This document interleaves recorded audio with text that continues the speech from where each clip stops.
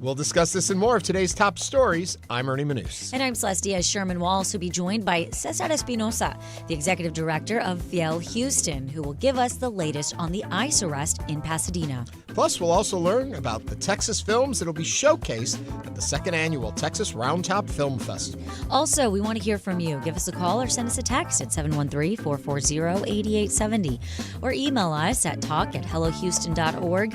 You can also watch us on YouTube by going to houstonpublicmedia.org. All that and more right here on Hello Houston after the news from NPR and News 88.7. Hello Houston is made possible in part by founding sponsors John Bradshaw and Kathy Sanders, and by gifts from listeners like you. Live from NPR News, I'm Lakshmi Singh. President Trump and his South Korean counterpart have reached a deal on South Korean investments in the United States in exchange for lower tariffs.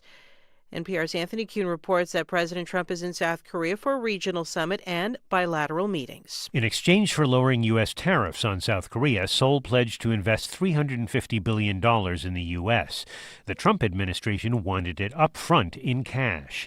South Korea said that could destabilize its economy. Meeting in Gyeongju, the two sides have agreed that South Korea would pay $200 billion in cash, up to $20 billion a year. Neither side has mentioned a time frame for the payments. Another $150 billion will be invested in helping the U.S. revive its shipbuilding industry. The two sides have also agreed tariffs on South Korean automobiles will be lowered from 25% to 15%. The exact details of the deal will be published in a fact sheet in the coming days. Anthony Kuhn, NPR News, Gyeongju, South Korea. Hurricane Melissa's offshore of eastern Cuba, leaving behind heavily flooded roads and damage, especially in Santiago de Cuba. Today, it pummeled the island with top-sustained winds exceeding 100 miles per hour, strong enough to inflict major damage to homes and turn everyday objects into dangerous projectiles. The storm has weakened considerably, though, since it made landfall in Jamaica as a 185-mile-per-hour storm. The Category 5 hurricane was the strongest storm known to ever hit the island of nearly 3 million. Damage assessment is underway. So far, the storm has been linked to at least 7 deaths in Jamaica and Hispaniola. Melissa's tracking north of the Caribbean toward the Bahamas and Bermuda. The Federal Reserve is expected to announce another quarter-point cut in U.S. interest rates today, the second such cut in 6 weeks. NPR's Scott Horsley with details. For most of this year, the Federal Reserve kept interest rates relatively high in an effort to curb stubborn inflation. Those inflation worries haven't disappeared, but they are taking a back seat for now to rising concerns about the job market. Hiring slowed over the summer, and in recent days, some high-profile corporations have announced large-scale layoffs. Assessing the strength or weakness of the job market is especially tricky these days because the government workers who ordinarily keep tabs on employment have been temporarily sidelined by the federal shutdown. Fed policymakers did get a readout on inflation for last month. It showed prices in September were up 3% from a year ago, a slightly smaller increase than forecasters expected. Scott Horsley, NPR News, Washington. The World Health Organization is reacting to witness reports of hundreds of people killed at a Saudi maternity hospital in Sudan. Paramilitary forces allegedly carried out killings in Darfur after capturing El Fasher city. The Dow is up 226 points. It's NPR News. Live from News 88.7 in Houston, I'm Alexandra Hart. Attorneys representing former Harris County District Attorney Kim Ogg are hoping to bypass a contempt hearing. News 88.7's Sarah Grunow reports. Kim Ogg is accused by the current district attorney's office of violating a gag order in the capital murder case of 12-year-old Jocelyn Nungare. Earlier this year, Ogg appeared on a local TV station alleging that one of the men accused of murder, Franklin Pena, was previously accused of sexually assaulting a woman in Costa Rica. Appearing at a procedural meeting in court Tuesday, Mitch Little, representing Ogg, called the gag order unconstitutional. He said there is no reason for the issue to go to a contempt of court trial. Our client is innocent of any contempt, certainly, and there are constitutionality issues that affect all Texans that need to be determined here. Attorneys will now work together to set the next court date. I'm Sarah Grunow, News 88.7. The Houston City Council has approved a $16 million purchase of an East Downtown facility aimed at sheltering hundreds of homeless people at a time. The vote was delayed twice because of pushback from residents who live in the area. Mayor John Whitmire addressed them during a city council meeting last week when he argued that the facility will get homeless people off the streets. We're not going to allow them to be on the sidewalk, laying around the way they've been for years and years. This is to get them back, productive. And the only way you can get them off the street and out of your neighborhood is get them in a residential setting where you can work with them. The facility is expected to open in early 2026 and serve over 1,000 people per year. A wind advisory is in place right now as the cooler air we've been telling you about all week has finally arrived. That advisory is in effect until 7 p.m. tonight, so we can expect breezy conditions throughout the day. 20 to 25 mile an hour wind speeds expected throughout the day. However, gusts could reach as high as 40 miles an hour. The Houston area will gradually warm up throughout the week. Your Halloween forecast, sunny Friday with a high of 74 and a low of 56. I'm Alexandra Hart, News 88.7.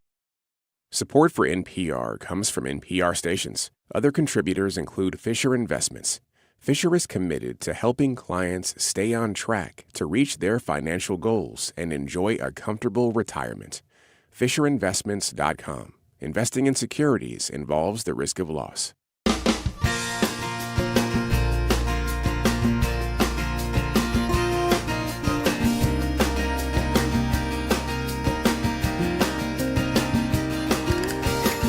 Live from the University of Houston, it's Hello Houston, an open forum on today's biggest stories affecting Houston and beyond. Call now, 713-440-8870, or let us know your thoughts on today's topics by emailing us at talk@hellohouston.org. Now here's your host for Hello Houston, Ernie Manous, Celeste Diaz-Sherman, and Frank Billingsley. Happy Wednesday. Hello there. Hello, Houston. Boy, it sounds like there's only two voices here. That's because there is. There is. Frank has the day off, and so we're gonna carry this without him today. Yes, absolutely. And I tell you what, today is an absolutely beautiful day. Here in Houston. I would say Houston, everybody loves to hate on the humidity and how hot or humid. It's beautiful out. For the next day or two. That's not a weather forecast, and what I like to think is that Frank had to work so hard to channel this nice weather that it wore him out and he wasn't able to come in today. Yes. That's what that is. On it. But yes, it's beautiful weather out there. We've got a really full show today. We've pulled out our wintry clothes. You had a shrug on, a little furry thing, and you're not wearing it anymore. I did. It was a velvet. It was a black velvety. I was freezing, and our station also happens to be very cold. Tiffany's on the board. She's got hand warmers that Tiffany's she's holding got hand today to keep warmers. her hands warm. Yes. I'm like, you folks need to go up north for just a little bit and see what cold really Which is. I love what you have on, and you can go to YouTube to see. Yeah, we won't tell you what it is. I was going to say, without Frank here, we're going to depend on you even more today. So make sure you call in and you write and you chat on the YouTube channel. You can get there just by going to HoustonPublicMedia.org, or you can be on YouTube and just search us and you'll find us. We're streaming live every day, and you can see what I'm wearing. Search us. Search us. Yes. That's the newest way, instead of Googling us. Yes. What else do we have going on today, Ernie? I don't know. Last night I went to a dinner party. Have you ever gone someplace not knowing what your invitation is for, and you go there and then you're surprised to find out what you went to? Mm-hmm. Yes. That was kind of it. Some friends invited us to dinner, and I thought we were going to their house for dinner. Then we found out we were going to someone else's house for dinner. Oh. And then when we got there, we found out there were a whole bunch of people coming to dinner. And then it turns out that the hosts, outside of the person who invited us, the rest of them don't know who's coming to the dinner. So everyone was surprised to be there with each other. So it was fun. Yeah. But let's jump into the topics. If you would like to, we can begin. I'm sorry. I didn't mean to cut you off. No, you're not cutting me off. I told my rambling story.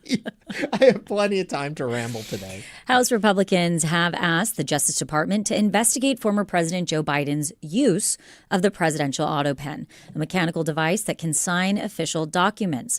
In a new report, lawmakers argue Biden was, quote, cognitively impaired record, unquote, and say staff treated the autopen as normal practice, though the report does not present evidence of any documents signed without Biden's authorization. Chairman James Comer, Republican of Kentucky, says actions taken via the autopen should be considered void unless there's proof Biden approved them. The report calls on Attorney General Pam Bondi to open a full review, especially of Biden's pardon decisions, which include his son, members of Congress on the January 6th committee, in addition to nonviolent drug offenders. Biden responded earlier this year by saying, "I made the decisions during my presidency. Any suggestion that I didn't is ridiculous and false." What do you think? Do you think all actions Biden signed using the autopen should be voided? Should the Department of Justice investigate this case? Now is the time to join us on Hello Houston. You can give us a call or send us a text, 713-440-8870. Lot there. First thing I want to jump into is the comment from Comer, which is that these pardons, everything should be void unless there's proof Biden approved them. I would slant it and say they should be voided if there is proof he didn't. And that seems to be what's missing, is proof he didn't know what they were. There's assumptions made. There were, I believe, 16 people interviewed for this. And some of the absolute closest, his doctor took the fifth on the questioning. But that's misleading, too. Doctors are not supposed to discuss their patients. There's a confidentiality. And so, therefore, of course he's going to take the fifth. But it gets played up as, see, the doctor wouldn't even answer our questions about it. Doctors primarily don't answer questions about their patients. Right. I mean, this is a very unprecedented maneuver of, I just will say, political retribution. And, the power to pardon is set up for the president as one of the few unchecked powers in American government. And so to me, the fact that they are essentially going there and there's very little that actually in the Constitution it talks about, I think there's just one line that talks about this specifically. I don't necessarily think that there's a need for it. Well, and I also think Joe Biden is still alive. Joe Biden is still out there. Joe Biden did The View a few months ago. Joe Biden is there. He has not said that any of the things that happened he did not sanction. He did not say, I didn't want that. So if you've got the source and he was present, he's okay with what has happened. Not that I'm defending who did it, but obviously he doesn't have a problem with these things that were signed using. And just for fun here. So who are presidents that have used the autopen? Please list them, Ernie. Joe Biden, obviously. Donald Trump used the autopen in his first administration. Barack Obama, Gerald Ford, Lyndon Johnson, John F. Kennedy, Harry S. Truman, and my favorite, Thomas Jefferson. How did Thomas Jefferson use the autopen? The initial thing, it was called a polygraph, not what we think of as a polygraph machine, and it was a duplicated thing, so you wrote and it made copies of things. So it was the earliest use of the concept of an autopen to sign multiple things.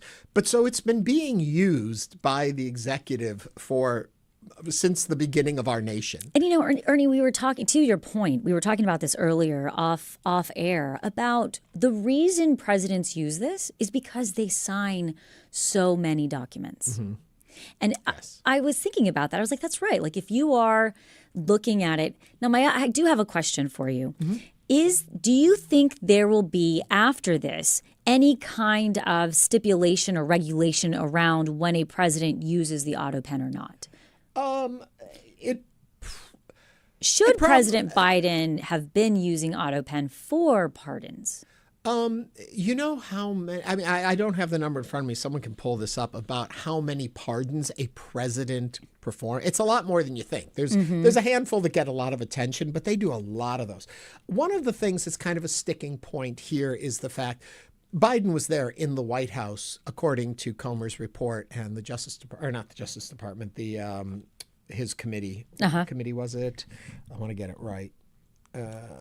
Justice Department. Yes. He was in the White House when they were being signed. In other cases, often they're overseas and something needs to be signed. I believe Barack Obama had to sign a continuing resolution, but he was in Europe, so the autopen signed it. And the autopen, for people who don't know, it's not just like affixing. If you have a PDF and you stick that, image of your signature in, that's one thing. The autopen is a machine that writes with a utensil and gives the weight and the movement and all that. So if you look at it, if you look for the indentation, all that, it is a signature. So it's not like a DocuSign where you can click it, or you can go click your initials and it just populates. You can have it do all of this stuff automated, but the fact is it's not just a copy, so that's why it's in question. Do you think that moving forward, this is going to perhaps call for certain policy and regulation to be put around using the autopen for different types of documentations when a president is signing it? I don't know. I think there are certain things that are signed ceremonially that it's important to see the president sign and all of that. A president is still there functioning. These things didn't happen in lieu of a president. I think that's part of the argument they're trying to make, is that his faculties were not there, and so he was unaware of what was happening. Yeah. But the fact is he was there, and if he didn't agree with what was being signed, he had every opportunity to pull these things back or say no. He didn't. So the question is, was he unaware of them? And if so, then that's a concern. But there's nothing that proves he was unaware. And is there any way to confirm that if somebody uses the autopen, it's the actual person's signature?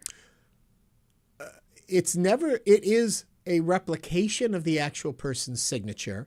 The person who instigates it does not have to be the person themselves. Okay. But I'm sure there's very specific protocol over who has access to the autopen. That's what I was going to say. What about as safety? And I don't necessarily mean this against President Biden. I say that this in general, I think it does bring up some questions around autopen. Yeah, and I want to continue to yammer, and I will, but I just want to say if you want to join in and give us your thoughts on the autopen, please do at 713-440-8870. Did I even give the number today? I don't even know. I don't know. I think we jumped in. We just started jumping in. 713-440-8870. We have been receiving quite a few texts. We did receive one text earlier. Colby from Katy says, this autopen investigation is an unprecedented level of pettiness and a waste of resources. There is also some projection here considering the number of cognitive tests Trump has had to take. Again, Colby from Katy. What else do we have? Yeah, I do want to say I brought up the question about how many pardons a president does sign. Pardons and commutations, which are one of the things where they commute your sentence. What happened to George Santos? He just got his. Santos. Yep. Yeah. In Biden's administration, it was 4,245. So you just see it's a sheer number of these. For him to sit there and sign every one, a lot of paperwork comes through, and they give an initial. They say yes. They say let's do this, but they have an opportunity to review it. Let's grab a phone call real quick, and then we'll get back to chatting. 713-440-8870. Jim from West Houston, talk to me. What are you thinking? All right, we're going to wait on Jim. Let's go to Tom from Montgomery. Tom, are you there? Yeah. Hello, Tom. What do you think? This is Donald Trump's typical business of living in the past. He keeps dredging up stuff that happened years ago as a smokescreen to cover up everything that he's doing today. I mean, he can't get over the fact his family was sued for discrimination by the government, and he just will not get over it. And he's dredging up all this stuff about Biden. I mean, okay, so Biden used the autopen. So what? I mean, big deal. It's not. I mentioned before. A lot of presidents use it. And there's a movie years ago called Jefferson in Paris, where the actor playing Jefferson is signing this document, and he has this mechanical device that duplicates his signature. Yep, that's what we were talking about. Very interesting film. Yeah. Thanks, you for that, Tom. Brings up a good point. I think it goes back to also the point, if it were the fact that Biden had, and please, I'm just speculating here, I'm not saying, if Biden had died in office and suddenly a cache of documents signed by him appeared, and they said, look at all the things he did before he died, that would be one thing where you would really question who signed it, how was it signed. With the president still alive to this day, and obviously can communicate with people, even if he has some mental decline. He has been out and publicly speaking. So there's a fail-safe there. That he can say, no, I never agreed to this. Now, another part that came out in Comer's report was that Biden's son was a little bit more involved in the conversation over who got pardons, and that seems to be a point of contention too. But there's no law against that. If you don't think that President Trump is speaking to his children, right. And Tom also brings up a good point. I think Tom from Montgomery. Is this just a nothing burger? Is this just one of those strategies, flood the zone, talk about everything else? We don't want to be directing to things that are going on. Tom mentions pettiness. They have hung a gallery of presidents in the promenade between the White House and the Oval Office, and they have portraits of all the presidents. And in place of Biden, they have a picture of the autopen, which I think is just terribly insulting and rude. Absolutely. I don't care about the presidency, what they did. And pictures of every other president. And that would be any president doing something like that, not just President Trump. Let's go back to the phones? Let's go back to the phones. 713-440-8870. Jim from West Houston, are you back? Jim, you there? Yes, I'm here. Thank you, Jim. What's on your mind? Well, I think you guys are really going along with Republican playbook. They don't want to talk about Epstein. The trouble is that we have a president that's implicated in assaulting young girls. Actually, I think if they're children, it's rape, no matter what went on. And we have a president that's been accused of that. Girls have come forward, many of them. And so we're talking about the autopen, and so we're doing exactly what the Republicans want us to do. So I know you've got a show here, and you can't talk about. We can't talk about everything all the time, but Jim, we have talked about the Epstein files, and I'm sure we will return to that topic too. And I'm sure if you were to ask the Republicans, they would not think we were carrying water for them every day on this Absolutely. show. But yes, I do think that what we try to find is balance and hit the stories that people are paying attention to in the day, and that the Epstein files is an important part of this, which will show its head again once I think Congress gets back into session and they open the government. That will be a major talking point, and we'll be here talking about that too. Jim, thank you very much for calling in. We had a text that said, in alignment with Jim, more nonsense. Release the Epstein files. What if Biden was like McCain and was damaged as a prisoner of war and had trouble signing, or arthritis? So there are practical reasons to use the autopen. Yes. 713-440-8870. Lynn from Cyprus is on the line. Lynn, what's on your mind? My comment was essentially the same as the previous caller. This is a nothing burger, all right, and it's to cover up all the stuff that's going on. Let's focus on the autopens. Let's not focus on Epstein. Let's not focus on killing fishermen in the Caribbean without knowing who they are. Let's not focus on all the things this administration is doing that are illegal and unconstitutional. Oh, no, let's focus on the autopen. Lynn, thank you for your comments. I do want to go back and say that when our callers and us make comments about what's happening in the news that has not yet been fully proven, we should say allegedly surrounding it, but there is absolutely talk in the areas that both Jim and Lynn have brought up. 713-440-8870. Abby from Central Houston. Abby, what's on your mind? I just think that one fair comparison would be like if President Trump possibly used an autopen to pardon all the January 6th people, because that was a lot of pardons to do at one time. So I was just curious, like maybe how he was able to get that done without using an autopen by chance. So that's just my question. I'll take it off there. I will be able to address a little of that. Donald Trump reportedly used the autopen for routine correspondence and letters to constituents. Also, his administration claimed more restrictive rules on autopen use compared to some of his predecessors. And that was during his 2017 to 2021 first administration. And we had a similar text come in from Braden Arnold, 6332. Do they think Trump pardoned every January 6th insurrectionist himself with no autopen? We also did get one more other text that says, more nonsense. Oh, yep, you read that one. So I was like, yep, I'm not going to repeat that one. But yes, we will obviously here on Hello Houston continue to follow the news. Yes, I was just going to check on a question to find out exactly if he used the autopen. I'll get back to that on the. So if somebody from our producer's booth can take a peek and see, did Trump use the autopen in pardoning the January 6th folks? We'll get that answer for you in a second. Should we move on to our next story and then we'll come back to this one? What is our next story? Oh, look at this. We talked autopen, now let's talk AI. JPMorganChase is now letting employees tap into its in-house AI chatbot to help write their year-end performance reviews. The idea, type a prompt, get a draft, then edit and submit. The bank says humans are still ultimately responsible and that the tool can't be used for salary or promotion decisions. The potential upside, having more standardized feedback, can reduce the percentage of playing favorites or other biases, according to management experts who spoke with Business Insider, who was reporting this along with Morning Brew. Additionally, firms like Boston Consulting Group estimate AI assistants could cut review writing time by about 40%.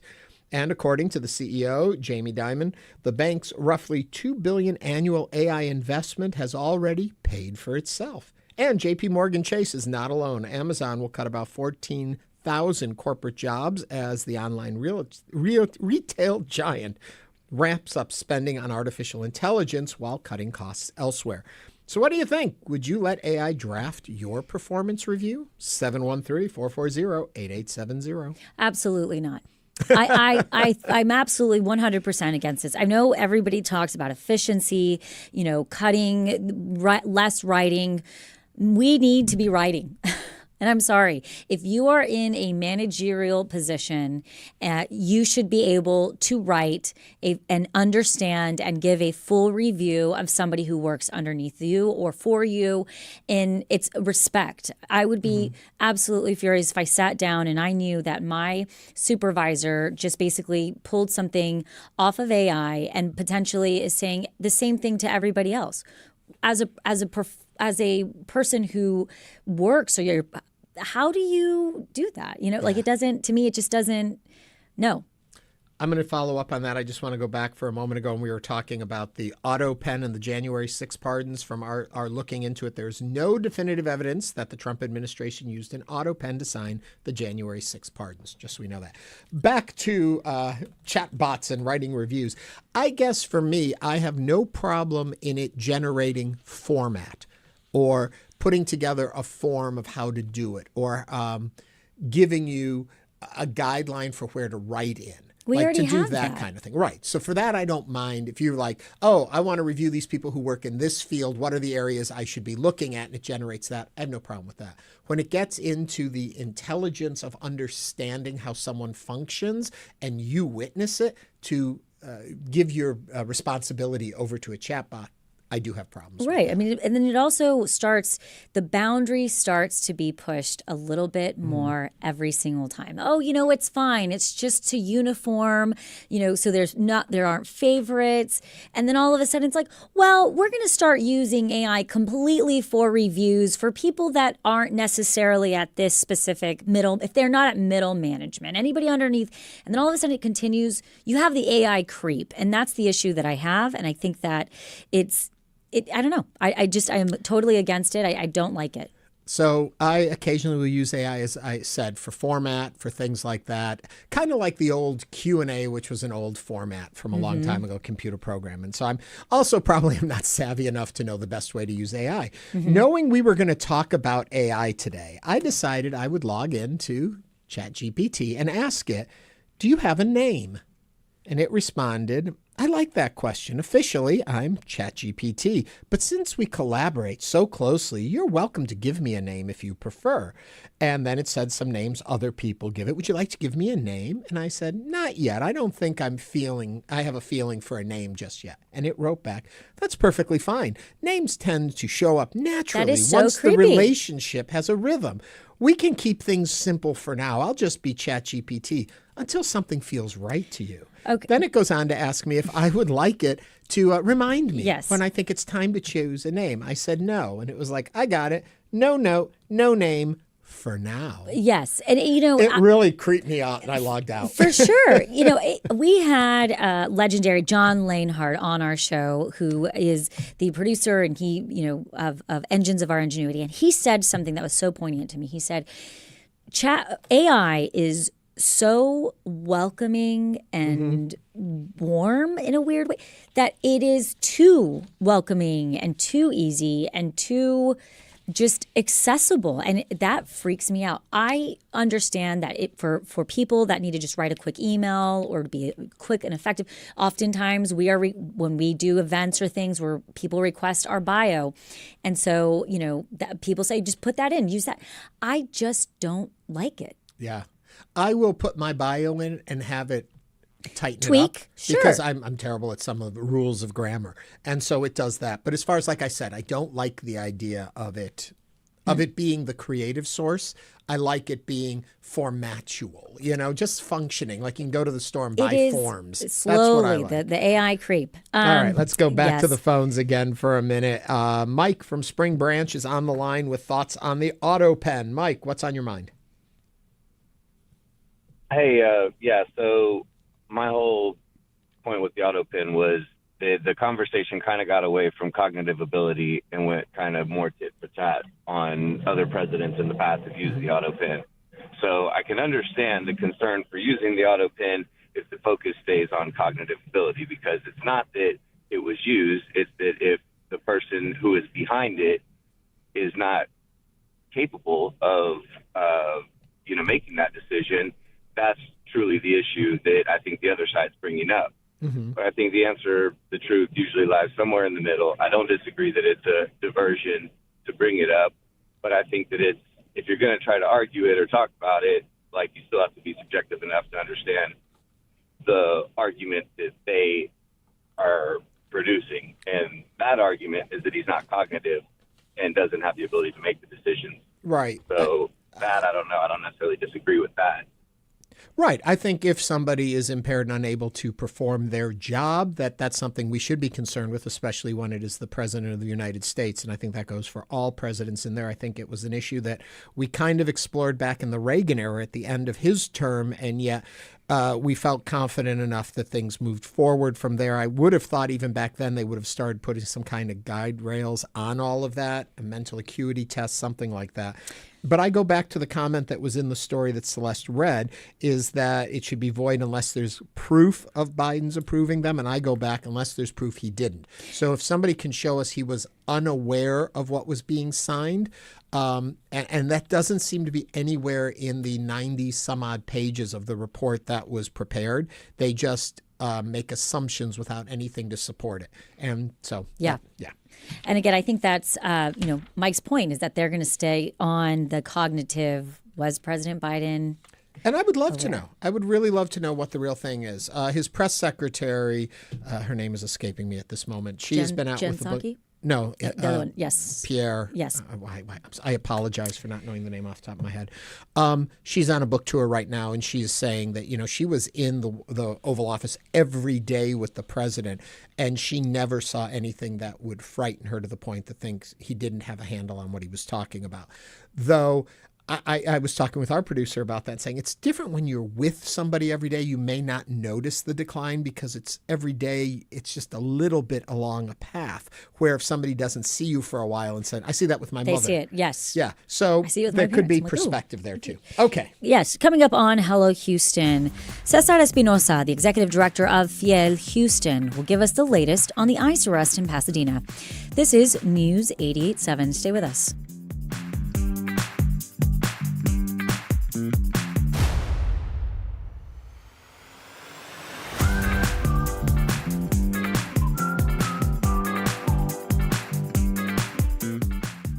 Legacy is about leaving the world. Want to binge All Creatures Great and Small, catch up on Nova, or revisit Ken Burns' documentaries? You can with PBS Passport.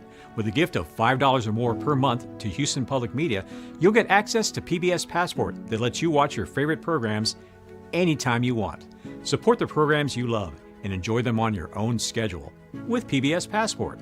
Make your gift now at houstonpublicmedia.org/donate.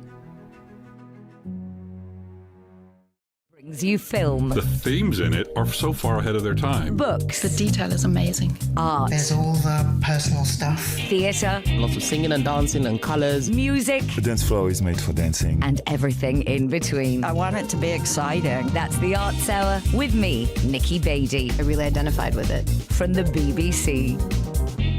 The Arts Hour, Friday nights at 9 on News 88.7.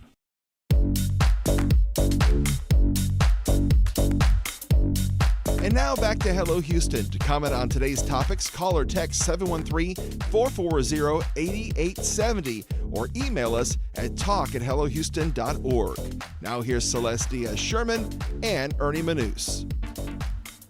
Currently in Houston, we are seeing a higher profile shift in U.S. immigration and customs enforcement, also known as ICE activity, for multiple arrests at immigration courtrooms to early morning residential detentions.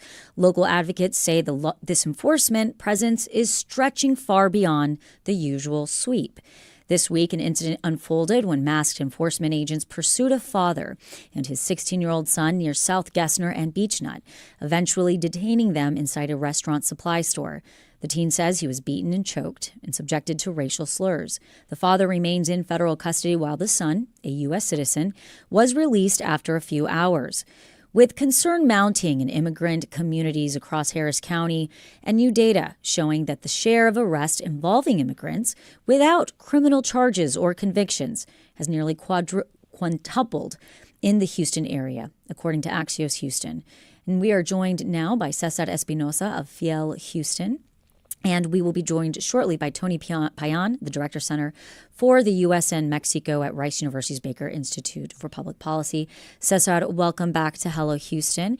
If you would like to join the conversation, you can give us a call or send us a text, 713-440-8870. Cesar, I guess I'd like to start with the story that Celeste was just talking about, the father and son team that were detained. And I think for a lot of people, that moment, because of the attention it's gotten on the news, was quite an eye-opening experience. Your reaction to what happened there and your understanding of the situation? Well, number one, thank you so much for having me. Number two, I think it's the unfortunate part about this is that this has been happening in other parts of the country, but this is the first instance where it happens right in our backyard or in our city, inside of our house, rather. And so I think that it's very eye-opening because when as it gets closer, people begin to see that it's a real thing, even though we've been saying that it's been a real thing for the last, since this administration took over. But it's unfortunate, and now we unfortunately do have a sad update. Is that Dad has been deported back to Mexico, unfortunately, after he was intimidated into or threatened with having charges filed on this minor if he did not sign his deportation order. Wow. I guess for me, what is getting, and I know there's so many different areas of this that could be disturbing, problematic, and I don't mean to lessen any of those by asking this question. When I'm watching these videos now and I see these things happening, my concern is how do we know who these people are that are coming after our fellow citizens or immigrants or undocumented, whoever they are? They don't really seem to have identification. Oftentimes they're hiding their faces. They're coming in unmarked vehicles. How do you know that these folks are actually law enforcement, regardless if you agree with what law enforcement is doing? How do you even know they're really part of it and not just vigilante groups? Well, that's the thing. We don't know. In a couple of months ago when we were doing court observing here in the immigration courts, one of the very telling things that we saw there is officers dressed in blue jeans and T-shirts, like if they were going to a Sunday barbecue. No badges, no nothing. And when they apprehend somebody, they start grabbing them, but they never identified themselves as EOR or ICE or CBP or anything like that. The other very disturbing part of this is that the federal government has contracted with some bounty hunters in order to serve as ICE agents. And I think that's the biggest thing is we don't know who these folks are. And if you ask anybody and somebody starts breaking your window, I think many people would have reacted this way. Yeah. Now, Cesar, I do want to go back to what you were talking about right before this question, which was the father and son. The father has been deported. And I guess my question would be, is Was he undocumented? Yes, the father was undocumented. He had been living here in the Houston area for the last 25 years. For the last 25 years. Okay. I was curious because I think that a lot of this is so difficult because, and I understand that, there's so much nuance, right? And nobody wants to see a family be torn apart. But I think that one of the issues that continues to come forward is that people say that the law is black and white and that if somebody is undocumented, that they are breaking the law. What do you have to say to that? Well, I mean, number one, these folks, like myself, I've been living here in Houston for the last 33 years. I've contributed, bought homes, bought cars here, have my family here. Us immigrants have been contributing a very long time. And when it comes to contributing, we don't get questioned about our status. But when it comes to getting anything in return, then that's when we're questioned about our status. The other thing that still behooves me is when people ask us, why did you wait 33 years to get your papers? And the story is very long and complicated. Immigration law is not black and white. It is very gray, yellow, blue, green, whatever but it's not black and white. There's a lot of nuances that go into this that can prevent some people from getting status or can take 33 years, like in my case. And are we seeing right now, for example, people that potentially are have been approved and are waiting for visas or being waited for extensions? Are people still receiving those, or has that been also put at a standstill? That people have still been receiving those, unfortunately, because of the government shutdown and other things. They've been a little bit slower. But for the most part, there's some people that have been detained here in Houston and other parts of the country that could very well already have had a green card, but because of one thing or another, haven't been given those interviews. I'm sure it's fearful to a lot of people in the community who are trying to go through the proper channels to get themselves, quote unquote, legal, and they go to immigration courts. And then we've seen the videos of them being pulled out from immigration court while they're trying to do the right thing. But back to Celeste's question, if they're here undocumented, I hate this term, isn't it fair game? They are here undocumented. That is, as Celeste said, the law. It's not pretty the way we're seeing it.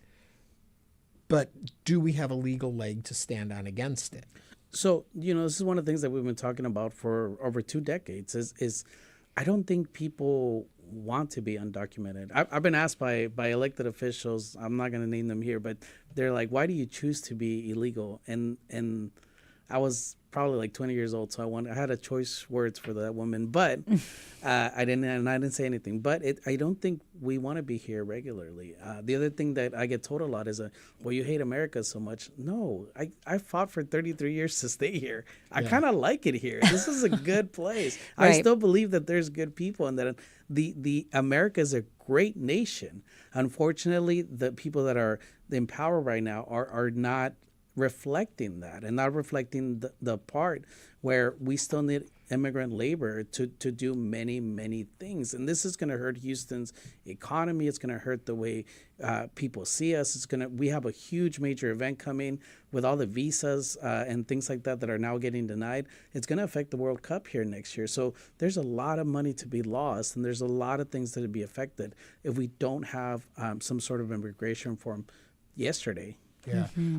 Curious to go back to the stories we're talking about, the situation people are finding themselves.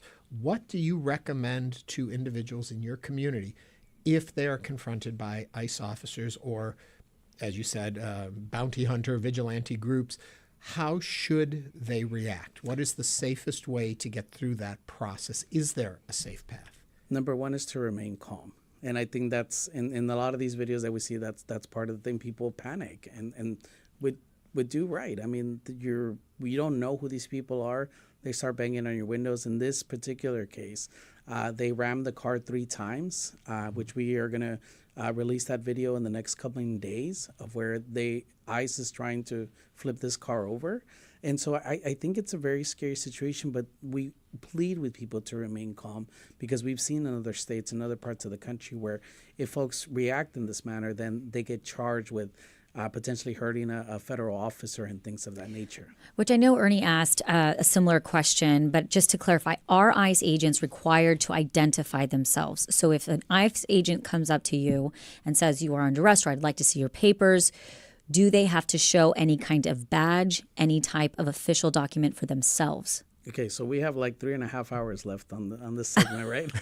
That's a very complex question. It's also a question that a lot of constitutional attorneys have a hard time answering. But as it stands right now, and with the executive orders that have been passed and the directives that ICE agents have gotten, it's not really clear. So the answer right now is maybe, maybe not.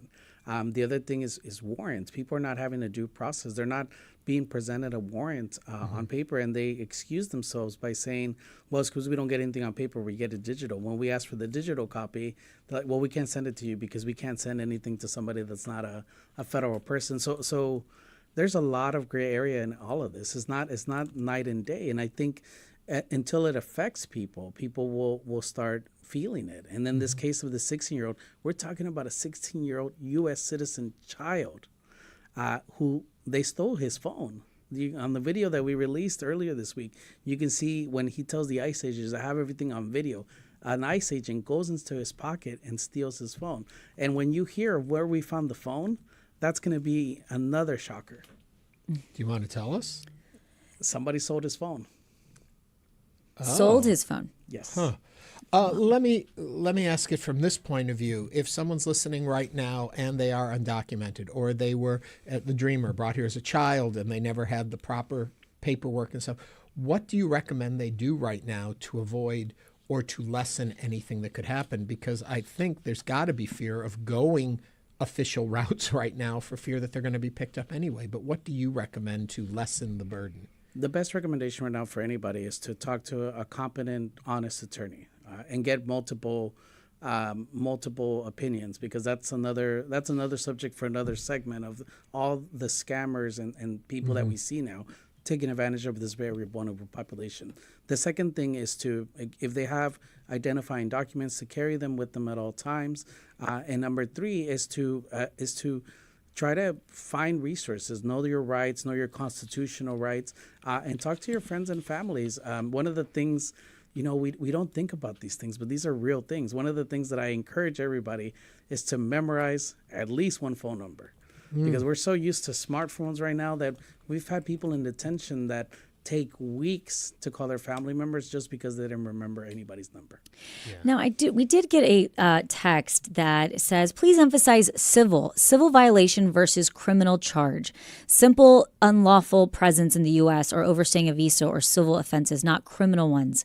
Not criminal. And that is something we have discussed here on Hello Houston, that the legality and the differences. Cesar, would you like to answer that? So being in the country undocumented is a civil offense. It's not a criminal offense, although this administration is doing everything in their power to try to criminalize it or make it seem like it is a criminal offense. Yeah. It's very disturbing, but hopefully we can find our way through this. That's right. Cesar Espinosa is with FIEL. Cesar, thank you so much for joining us today on Hello Houston. Thank you so much for having us. Coming up, we're going to be talking about the Round Top Film Festival right after the break.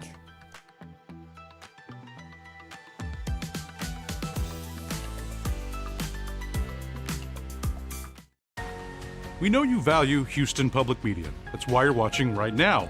So take the next step and become a new member of the station you rely on. Every gift makes a difference. And what matters most right now is supporting the station that brings you the news and information you rely on. It only takes a minute to make a big difference. So join as a new member today at houstonpublicmedia.org/donate or call 800-364-8300. I'm Jeremy Hobson. Next time on The Middle, do you mute or block people online when they have different political views? If so, you're not alone. Social media first came out, everyone thought this is going to bring everyone together, but I think that it encourages people to associate with things way too far-flung, instead of the people who are literally next to them. We're on the road in Concord, New Hampshire, talking about talking to those you disagree with. Next time on The Middle.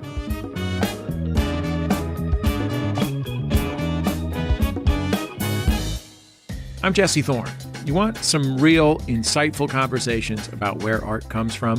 Well, Bullseye has you covered. as long as you don't mind a little bit of ridiculousness. Y'all was like really judging me though. They sniffed it out. They sniffed out that I was weird. I was like, I don't know where I'm gonna sit, just like in the movies. Listen, learn, laugh. Bullseye from Maximum Fun and NPR. Bullseye, Thursdays at 9 p.m. on News 88.7. Support for Houston Public Media comes from Live Nation, presenting crossover duo Black Violin, blending classical instruments with contemporary music styles in concert November 2nd at 713 Music Hall. Information at livenation.com. Support comes from Asia Society Texas, presenting its annual Night Market event featuring food, art, shopping, and sumo wrestling demonstrations. November 7th from 6 to 10 p.m. More info at asiasocietytexas.org.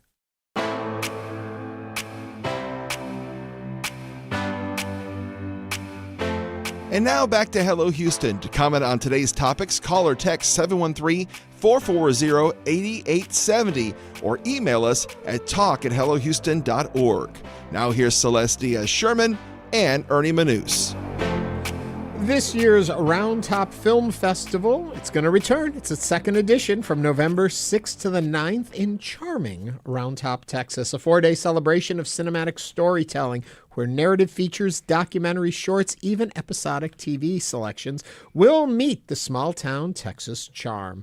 Joining us now to highlight the Texas connection in this year's lineup, what films you should watch, what the festival is becoming, and how it all ties into the state's creative scene is Mickey Duzdevich, who is the program director of Round Top Film Festival. Mickey, welcome to the program. Hi, thank you for having me. Thank you. I think I slaughtered your last name. Give it to me correctly. It's Duzdevich. Duzdevich. It wasn't as bad as I thought. Wasn't terrible, Ernie. No, it wasn't bad. I've heard way worse. Okay. I was going to say, Mickey, you all are one of America's newest film festivals on the scene, and Round Top is known for its antiques. So why did you all think that Round Top, and it is charming, I absolutely love it, but why did you guys pick this spot, and what is unique about this film festival? Well, Round Top is charming, like you say, and we wanted a destination festival. You see festivals like Telluride and where Sundance began, and we are that type of festival. We want to bring people in, but we also want to teach those who may not get access to film as much as possible. So we want everybody to be able to learn. So it's such a charming community, and everyone there really is very welcoming, especially to welcome in a Californian to program this festival. So I really appreciate it. Talking about film festivals in general, it seems as though the film festival scene is not all coordinating so well. There's an awful lot of film festivals going on in this same little span of time, which I would think for a new festival is kind of hard to get your footing in there. Yeah, it's weird how festivals, there's always going to be a number of festivals going on, so there's no really good time to program a festival. What we liked about this was the placement because of Oscar. This is the starting of the Oscar run. And then also it comes near Veterans Day, which we love our vets, so we wanted to be able to include them in some way.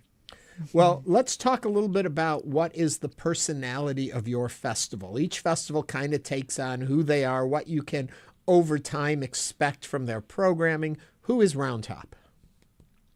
Round Top? Wow. It is, we are hoping to grow to become an international festival, well known amongst the world, not just in Texas and domestically. It is, we want to celebrate Round Top. We want to celebrate the state of Texas, but we also want those people who are attending to be also able to travel to different parts of the world. So we're hoping to bring in international films, international directors, you name it, we want to bring it there, and we want to show people what Round Top's about and what Texas is about, because it is one of the most best states for me to visit. I love it so much, and that town of Round Top is just gorgeous. It's like out of a Hallmark movie. So we want people to be able to experience it. It truly is. I have a very good friend, Sarah Beth Pipkin, and they call her the mayor of Round Top because she loves it so much. But I want to hear more about the lineup. Mickey, what can you tell us about the Round Top Film Festival, the lineup that people can expect, and who are the Texas directors or filmmakers that are going to be there? So one of the big things that we're doing is we got the world premiere of a film called The Melody Maids. This is an amazing documentary about, teenage singing group from the 1942 to 72 from Beaumont, Texas. So this group would go around and sing to the troops during that time period. And we're very lucky that some of them will be in attendance. Oh, wow. And they're going to put on a performance for us as well. And this was directed by Kaija Connor and Doug Forrest, who are based in Texas. And Kaija actually found me last festival, our very first one, and told me about this project and was like, what can I do to make this something that could be special for Round Top? And so we've been working together from the very beginning, and it's been wonderful that she came back to us to give us the world premiere. We're very excited about it. There are, and we'll get back to the text. I just want to say there are quite a few marquee names coming in to visit you, either on juries or actually there to talk to folks. Yes, we are doing a lens on the Lone Star State. It's a huge year for Texas in filmmaking. So we have Chase Musselwhite, the founder of Media for Texas, that's going to be a part of that. And without Media for Texas, we wouldn't have gotten, that money grant passed through the state this year. And, we have Josh Hopkins. He's an actor out of Austin, most notable from Cougar Town, that wonderful show. And so he's going to be a part of that. And then we have Nixon Guerrero from Troublemaker Studios. Everybody knows Troublemaker Studios, Robert Rodriguez's. He's the head of that studio. So we're very excited to have those panels and invite people to come and learn about what's going on in Texas, especially the Texas filmmakers that are looking to maybe tap into some of that grant money. I apologize. I cut you off when you were going through what some of the Texas-focused films were that Celeste had asked about. So please continue. Oh, yeah, no problem. We every year we do a shorts program that is based on Texas shorts, Texas stories, Texas filmmakers that have made stories elsewhere. One of them this year is called Grit. We got the world premiere. The actor Temple Baker directed it, and William Britton is one of the actors in it. We know them from Everybody Wants Some, Richard Linklater's film. So we're very excited to premiere that for Temple. And we have a documentary called Inside Man, which is based on politics in Houston.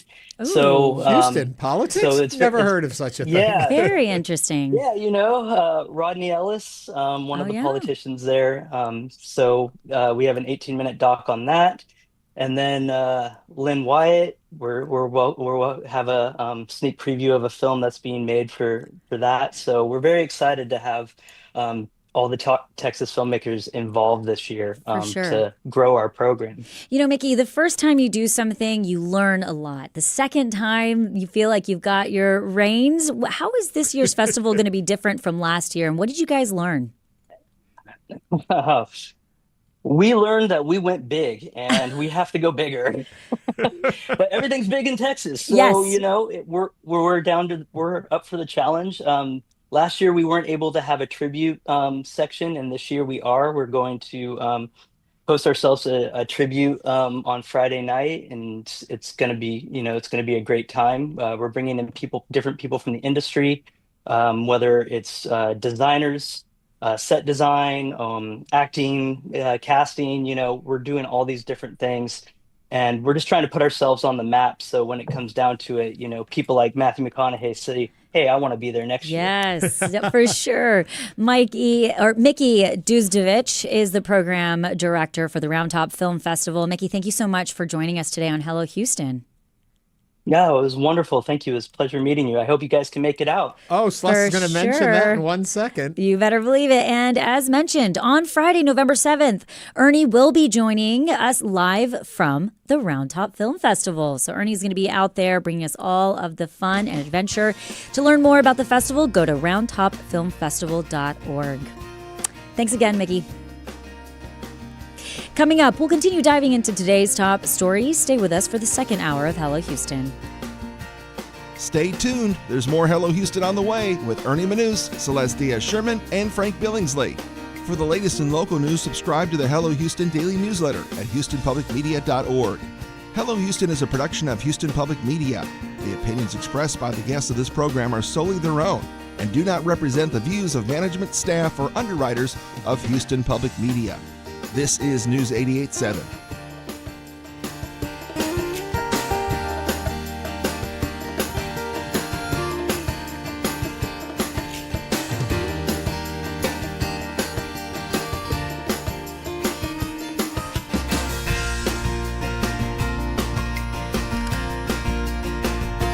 Comes from Discovery Greene Conservancy, presenting the Dia de los Muertos celebration. The event features a community altar, crafts, artist demonstrations, and a Katrina y Katrine contest, November 2nd. Details at discoverygreen.com/dia. 63 degrees at the University of Houston. I'm Tiffany Taylor. A wind advisory is in effect until 7 p.m. tonight. Overnight low of 50 for this evening. This is your NPR station, KUHF Houston, News 88.7, a service of the University of Houston. Just ahead on this hour of Hello Houston, Houston Food Bank President and CEO Brian Greene joins us to discuss the special distribution sites the food bank is opening for federal workers impacted by the ongoing government shutdown. I'm Celeste Diaz-Sherman. And I'm Ernie Manous. We'll also be joined by Danielle Bennett, Assistant Research Curator at the Museum of Fine Arts Houston, who will tell us about their new exhibit, Art and Life in Imperial Rome, Trajan and His Times. Plus, Ernie and I will chat with nationally recognized chef, restaurateur, and TV personality Arnold Myint, who will discuss his new cookbook, Family Thai. And we want to hear from you. Give us a call or text at 713-440-8870 or email us at talk@hellohouston.org. Hello Houston is made possible in part by founding sponsors John Bradshaw and Kathy Sanders, and by gifts from listeners like you. Live from NPR News, I'm Lakshmi Singh. Hurricane Melissa is losing wind strength, but with top winds near 100 miles per hour, it remains a dangerous storm as it churns toward the Bahamas and Bermuda from Cuba. Meanwhile, millions across Jamaica are recovering from Melissa's Cat 5 strike yesterday. At 185 miles per hour, it was the most powerful hurricane known to ever strike Jamaica. Based in Kingston, Nick Davis reports on the aftermath. Right now, I can see helicopters flying overhead. They're going to be super useful over the next few days to be able to do the sort of reconnaissance. So many communities are isolated around the island, isolated physically because of damage to the road infrastructure, isolated because of trees which have been sort of chopped down by the wind, and also even power lines which have come down. Nick Davis reporting Hurricane Melissa is linked to at least 7 deaths in Jamaica and Hispaniola. The State Department says it is deploying disaster response teams to the islands affected by that storm. On X, the agency also says it has activated U.S.-based urban search and rescue teams. A federal trial is underway in Oregon over a lawsuit challenging President Trump's ability to deploy members of the National Guard in the city of Portland.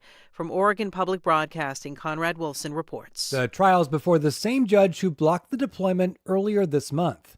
U.S. District Court Judge Karen Emmerget will examine whether the law and Constitution give the president the authority to deploy the National Guard, or whether those efforts in Portland infringe on the state's rights.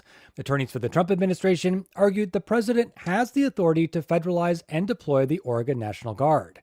The city of Portland, along with the states of Oregon and California, say when Congress wrote the law, it was clear the president should only call up the National Guard as a last resort. For NPR News, I'm Conrad Wilson in Portland. Israel says the ceasefire has resumed in Gaza after a deadly wave of attacks. NPR's Anas Baba reports from a hospital in Gaza City. It was one of the deadliest nights since the war in Gaza began. Over 100 Palestinians were killed, including 66 women and children, according to Gaza's health ministry. Hospital morgues were overwhelmed, and families searched for loved ones, and they mourned their children pulled from the rubble. Halima Abu Hana held her 10-year-old son Fadi's body in her arms. He was killed in the strikes. She says, "Why didn't they take my soul away from me? Tell the world enough." Israel says it was targeting militants retaliating for the killing of a soldier. Anas Baba, NPR News, Gaza City. At last check on Wall Street, the Dow was up 231 points. This is NPR News. Live from News 88.7 in Houston, I'm Alexandra Hart. Acting Harris County Attorney Christian Menifee and former Houston City Council member Amanda Edwards lead the field in cash on hand heading into the special election in Texas's 18th Congressional District. News 88.7's Andrew Schneider says former congressional staffer Isaiah Martin made a surprising third-place showing in the latest campaign finance reports. The mid-October filings with the Federal Election Commission show Menifee having raised more than $1.5 million, with Edwards having raised more than $1.2 million, and Martin having raised just over $1 million. It's really notable this early in to see multiple candidates having raised over $1 million. Joshua Blank is research director of the Texas Politics Project at the University of Texas at Austin. Oftentimes, donors coalesce behind the candidate that they see as being the strongest. And what's clear from these early fundraising numbers is that no candidate has won the money race, as it's sometimes called. State Representative Jolanda Jones placed a distant fourth, having raised less than $350,000. I'm Andrew Schneider, News 88.7. As the government shutdown continues, political scientists say the impacts are spreading locally. The Houston Food Bank is distributing meals to impacted federal workers beginning today. Geronimo Cortina is a political science professor at the University of Houston. He told Houston Matters that Republicans want a temporary spending plan in place before negotiations on health care can happen. Whereas Democrats are hoping that the Trump administration sees this as sort of such a consequential impact that it decides to approve the medical subsidies for Affordable Care Act health plans. But right now, this is where we're starting to see actually the consequences spread to a much larger share of the population. Travel is also suffering from the shutdown. Ground stops are occurring more regularly at both of Houston's airports. University of Houston police are investigating an armed robbery that occurred at the Student Center yesterday that prompted a campus security alert to be sent out. The suspect allegedly robbed the Texas DuPont Employees Credit Union at the Student Center South. I'm Alexandra Hart, News 88.7. Support for NPR comes from NPR stations. Other contributors include ARM. On the latest episode of Tech Unheard, ARM CEO and host Renee Haas talks to Minister Ashwini Vaishnav of India about how tech and AI are helping to shape the future of computing.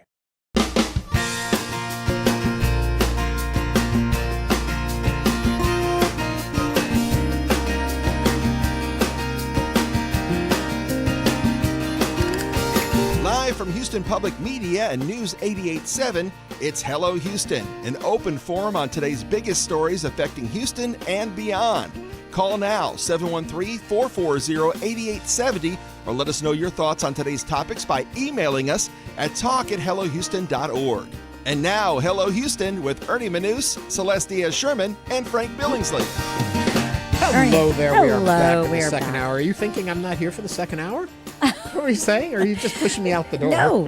I was just looking over what's coming up. Hello, everyone. We've got a lot going on in this hour, but you know what we didn't have in the last hour? What's that? You telling us the date. I didn't tell us the date. Today is 10/29, so it's October 29th. We are inching our way to Halloween, which is this Friday, and we are also almost to November. Can you believe that? I know. I think October has just flown right by.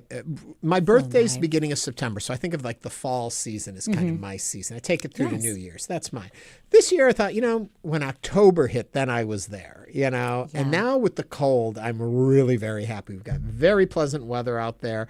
It's going to be great for trick-or-treating. Yes. Unless you want to wear a skimpy costume, then it's probably going to be a little rough for you. A little chilly. But are you dressing up?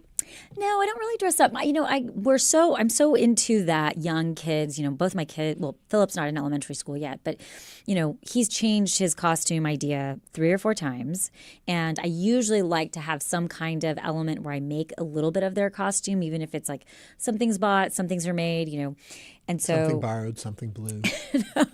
Philip really wanted to be a quote unquote bloody werewolf, and right, that's where I was at the story. That's right. What's happened? Well, he has scared himself out of that. He's decided that is way too scary.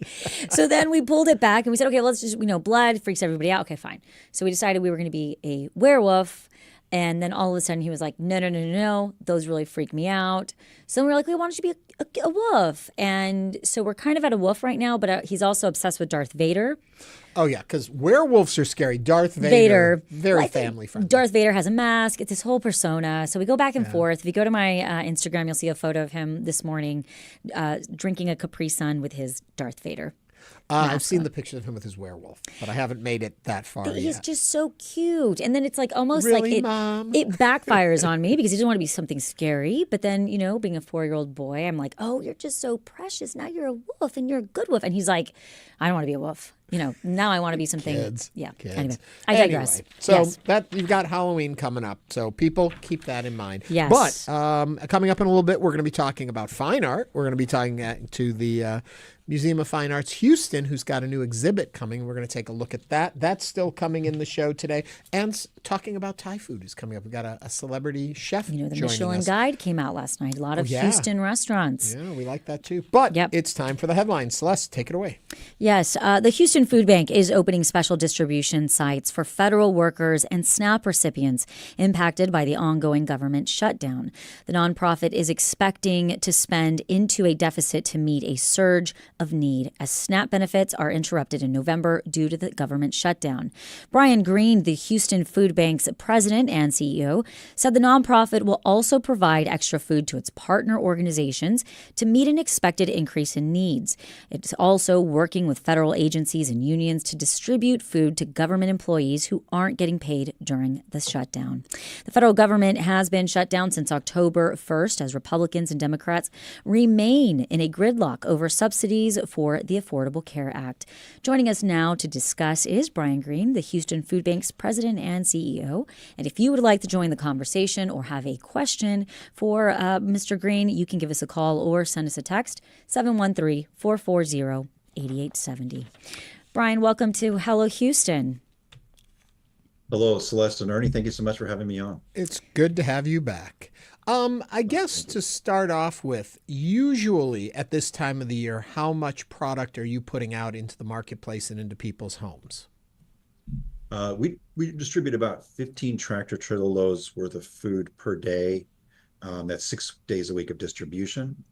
And as we look at how much, there's going to be so many more families who are struggling because of the shutdown. We're trying to see how much we can increase that, but by at least like a quarter or 25% or more. And as we get into the numbers, I'll show you why that makes sense. Yeah. Sure. And, obviously, this is something terrible timing for anybody. Obviously, it's never a good time for a government shutdown to be happening. Obviously, we're getting into the holiday season. How and when have you guys been preparing for this type of situation? Do you prepare for maybe perhaps an unprecedented, wrench in your regular systems? Well, that isn't actually an advantage that we have, is we always accumulate disaster relief supplies for every hurricane season. And we had no hurricanes, nor did we need to share with any of the southern food banks because nobody else had a hurricane either.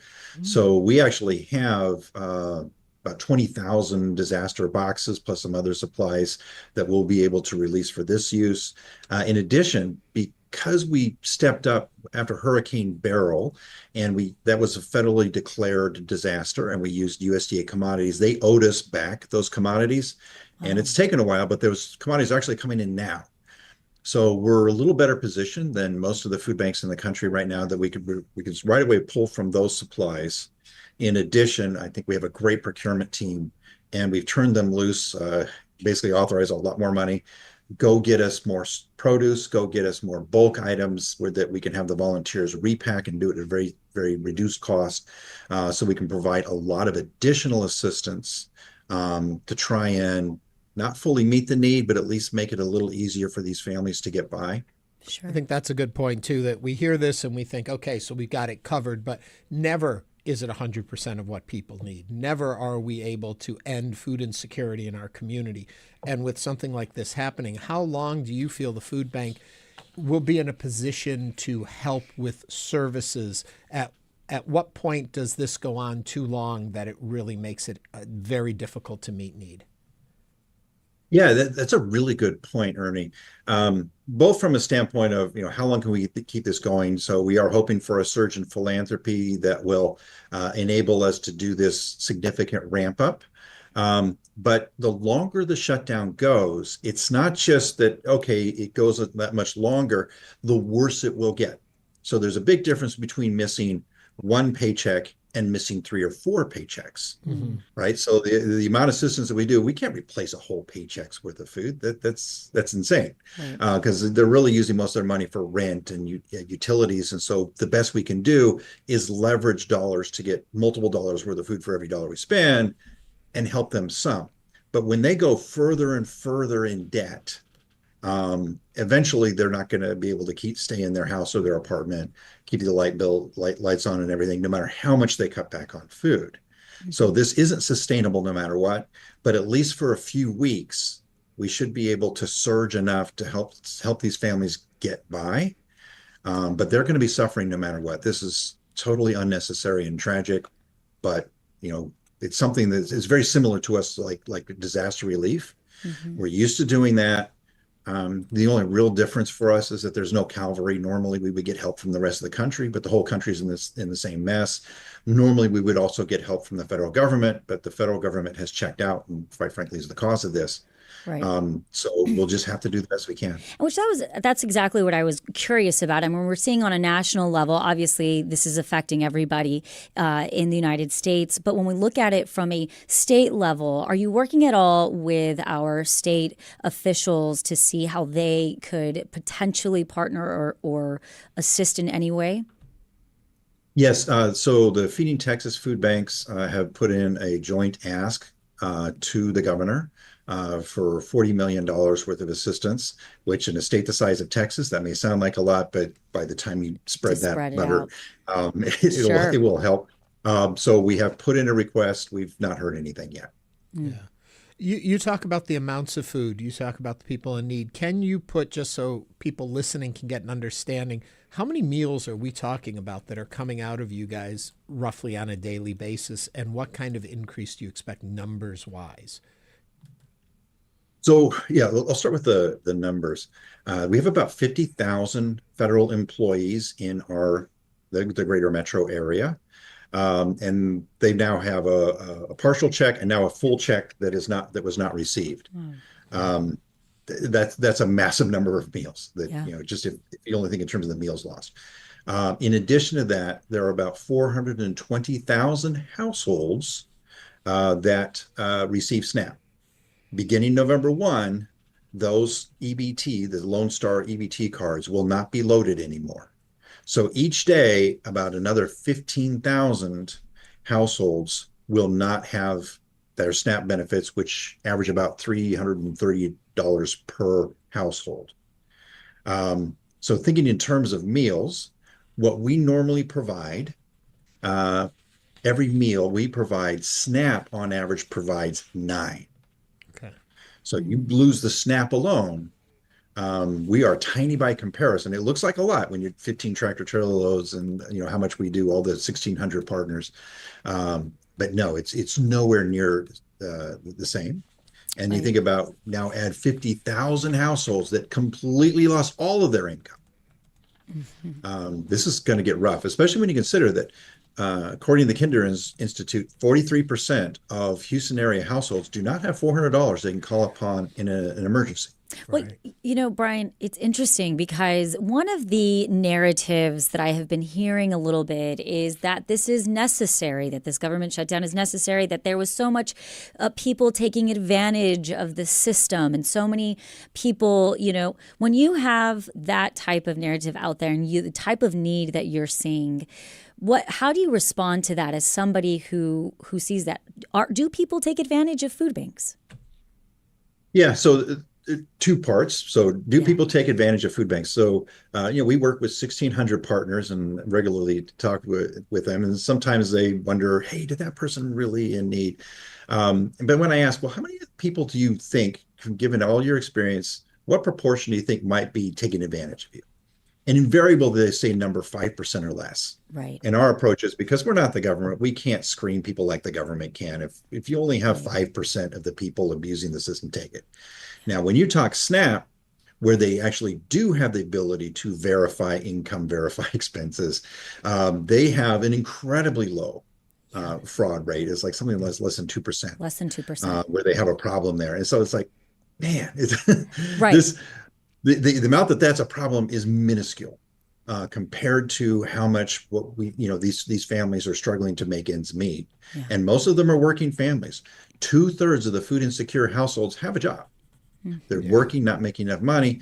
And unfortunately, we just made it worse as a society for a very large number of households. Mm-hmm. We are speaking with Brian Greene, who's the Houston Food Bank's president and CEO. If you have questions or thoughts, 713-440-8870. My question for you is, you talk about these SNAP cards running out of funding behind them, people not getting paychecks. If you have a SNAP card and you have nothing on it, can you come to the food bank and show that? Is that how you get services? How do these folks who now have found themselves in need that may not have regularly come to a food bank or relied on you folks, what can they do? Well, most of the distribution is going to continue to be done by our great partners out in the communities. Okay. So we have over 300 pantries that partner with Houston Food Bank, Montgomery County Food Bank, and Galveston County Food Bank. So if you just go to our website, houstonfoodbank.org, look on the Find Food, you can find the pantry in your neighborhood that will serve you. And if you just go to them and you say, look, I'm in need of help, they're going to help you. What we're trying to do now is kind of as an additional tactic is we're working directly with federal agencies and unions for distributions directly to federal employees who have lost their paychecks, but also for the SNAP households as well. We're doing what we call super site style distributions. And there, to do those, you have to call United Way's 211. United Way has stepped up to be able to process this, and they'll give you a code so you're pre-registered for a distribution. The reason why we're doing that is that we can't possibly keep up with the extra help for these households unless we target specifically those households. So we know that food insecure families are struggling already, but this is just this whole new, much greater level of need, and we want to target these additional resources to those households. So the distribution today that we're having at Barnett Stadium, it's pre-registration only, either by calling 211 and only for federal workers, 211, or go to our website, houstonfoodbank.org/crisis response. Okay, and that's how you register. And then on Saturday at NRG, we're doing for all the SNAP households and the federal workers. Again, that's pre-registration only through United Way's 211 or houstonfoodbank.org/crisis response. And then we'll get you help. Right. And we will be sure to have that on our website as well, where you can get that for people in need. If you have a question, we'll be sure to put that up there. But I also wanted to ask you, Brian, if somebody says, I want to help, how can people help? Yeah, so there's two things we're going to need. One of the big ones is volunteering. Now, we already, that's what we're known for, is very large volunteer shifts. We make them fun. But what makes it so we can get this food really cheap is we get people's problems. The farmer's problem, where they say, oh, I've got all of these oranges and they're off spec. They're still just as fresh, just as nutritious, but they don't look as pretty. So we say, give us the orange, we'll pay your cost to pick and bag it. And they give it to us in like 2,000-pound totes. Well, we've got to turn those into bags. So that's a big volunteer job. And as we're going to be doing so much more of this to ramp up for this response, we need a lot more volunteer labor to do these projects, packing the rice, packing the beans, et cetera. And then, of course, we have to be able to pay to do the logistics to pull in all this extra food. So those are the two things that we need. But also just, check on your neighbors. If you know somebody who's a federal worker, or if you know somebody, who already is food insecure and maybe receiving SNAP, it'd be a good idea to just, hey, how you doing? Anything I can do to help? Because this is going to be a bigger response than we can do by ourselves. We need the community's help. Brian Greene, the Houston Food Bank president and CEO. Brian, thank you so much for joining us today on Hello Houston. Thank you for having me. Thank you. Thank you. It's going to be a difficult period, It is. And remember, your elected officials are there for you theoretically, If you have concern about this or you would like to see things move in a certain direction, reach out to them. They do listen. Call their offices. Send letters. If this shutdown has gone on long enough, if you feel it is not accomplishing what it needs to accomplish, if there's too much pain in our community and the harm outweighs the benefit of it and you feel that way, reach out. If you think it's the opposite way, reach out. Yeah. Let your voices be heard. And also, don't forget, early voting is continuing right now. This is that time of year where you get a say in your government, who represents you. And early voting goes on through Halloween Day till 7 p.m. It's 7 a.m. to 7 p.m. And then actual election day is next Tuesday, November 4th, 7 a.m. to 7 p.m. And I will say, obviously we just heard Brian Greene from the Houston Food Bank. Parents who have children, that is a great place to volunteer as a family. They do make it very fun and easy tasks for kids, and the impact is big. It's important. It's our community, and we all need to work together to keep everyone healthy and nourished. Yeah. It's very important. So do your part that you can. If you can't help with a meal, you can help with time, your hands. Right. Sweat equity there. Coming up on Hello Houston, Assistant Research Curator at the Museum of Fine Arts Houston, Danielle Bennett will tell us about their new exhibition. Ernie, did I cut you off? I apologize. No, I was Art I was there. And Life in Imperial Rome, Trajan and His Times. This is News 88.7. Stay with us.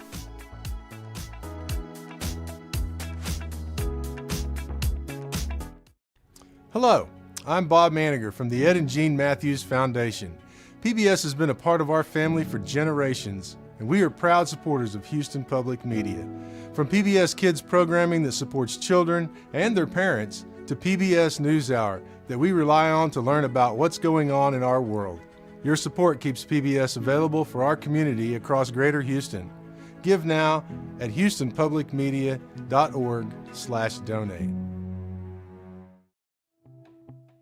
Italy's Winter Olympics opens in 100 days, and the once peaceful village of Cortina d'Ampezzo has already begun preparing. Some locals aren't happy with the millions that the town is pouring into construction. Simple things that can make the town much nicer. That is more important than the Olympics. I'm Elsa Chang, worries over the Olympics' impact on the next All Things Considered from NPR News.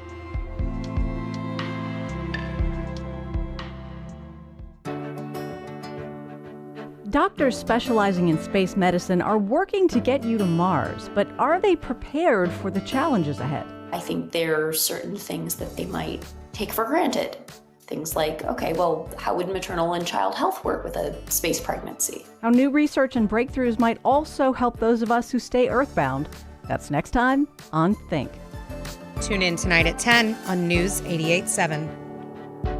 Tonight on Houston Public Media TV8. Nova presents Super Floods, looking at Hurricane Helene, which triggered flash floods in North Carolina, and why floods like these are on the rise. Tonight at 8 on TV8. Support comes from GenPro, a Houston-based home generator service, providing power to homes during unexpected outages, helping with connectivity and productivity. More information is available at genpro.com.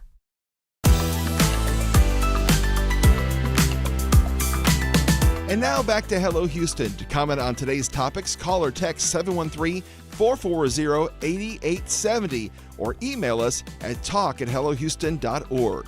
Now here's Celestia Sherman and Ernie Manous. The Museum of Fine Arts Houston is opening a remarkable new exhibition. It's called Art and Life in Imperial Rome, Trajan and His Times. It opens on November 2nd. It's the first major U.S. exhibition devoted to Emperor Trajan and his era, featuring more than 160 stunning works of art on loan from some of Italy's most renowned museums. Joining us to tell us more about the exhibit and what items they are showcasing and what it reveals about life at the height of the Roman Empire is Danielle Bennett, Assistant Research Curator at the Museum of Fine Arts. Danielle, welcome to the program. Hi, thank you. If folks have questions, want to join in, want to share their memories of ancient Rome, give us a call, 713-440-8870. Okay, Celeste and I were both geeking out already. Before we even get to what you see, we are fascinated at the ability to move these priceless art objects, relics of history around the world and how it comes here. Frescoes and marble statues. Talk to us about it. It's a major endeavor to bring these works to Houston. There's a lot of different people who are involved in the shipping. We have people who are creating custom-made crates for each piece that are going to keep them secure. We have dedicated art handlers who are prepared to take these crates apart and move these very heavy, very fragile pieces without causing any damage. And it's truly amazing. And it is the logistics of it. We have a great registrar who's keeping track of everything. I start there with that question to say that therefore you all believe there is true significance in this community having an opportunity to see these events, that you would go to all this trouble to bring them to us. Your feelings on that? Absolutely. It's a fantastic opportunity for people in Houston in order to see these works of art, which rarely leave Italy. Some have never left Italy before, and often many of them are in storage. So even if you were to go to Italy, you can't see some of these works. Oh, wow. So this is a really unique and wonderful opportunity for Houstonians. When I was a kid, getting to go see these big traveling exhibits that brought works from other areas of the world to where I'm from, Kansas City, that was what got me interested in it. And so how did you all identify and decide, we're going to try to partner with this specific museum in Italy, and we want to, I basically bring this exhibit, the Imperial Rome, to Houston? How does that, why this specific work? So the idea for the exhibition actually originated with an Italian curator who's here in Houston for the opening, whose name is Lucrezia Ungaro. And she is now retired, but was the director of the museum at the Roman Forum. Wow. And so she was always surrounded by these works. She saw the column of Trajan daily, and she thought it would be really great to have an exhibition about that time period that would go outside of Italy as kind of a cultural ambassador. And she worked with an organizing group called ST Art, and they are the ones who found us and approached us and was like, there's this show and we really want to find a nice home for it. And that's how. So tell me the narrative of the story of this Emperor of Trajan and what you want us to learn about that time. So Emperor Trajan was not born to a royal family. He was born to a military family. He was born in Spain, so he ends up being the first emperor born outside the Italian peninsula. And he worked his way up to being a general and then was basically appointed as the successor to Nerva, who also had been appointed to becoming emperor, who was not from a royal family. He was a senator who became emperor just for 2 years after the emperor before him had been killed, and had no heir. And so Trajan is one of the good emperors who are appointed because of their merit rather than inheritance. You say Trajan, I say Trojan. I'm wrong, you're right. I have to pay attention to that. It's okay. Everybody says it differently. Well, what do you think we can learn, when people say, the history, it's in the past, it doesn't matter. Why is it so important for us to go back to these times and look at these pieces, and what can we learn from them? So one of the things that we can learn when we're looking and walking through the exhibition is how people craft their identity and how it's something that leaves a tangible and visible mark on things. It's through the types of objects you use in your daily life. It's through how you decorate your home. It's through clothing and jewelry, and that it helps bring these people. They're bringing to mind the fact that they were living people. They were people. It's not just stories that we hear from myth, that these were real people. And it makes me think about, what are people going to know about us in 2,000 years? Yeah, we're rewriting it every day. Let me go back to Trajan. And when you talk about they leave a mark, they tell a story, oftentimes we see that the story they leave may not be the accurate story that was the truth behind it. How much do we know of Trajan being reality of history as opposed to representation through the art that was left? So some of what we know about Trajan is actually through his own words and letters. So we have letters that he wrote to Pliny the Younger, and we have his responses. We have historians who are writing during his lifetime and just after his lifetime who are talking about the type of ruler he was and the changes that are happening in the empire during this time.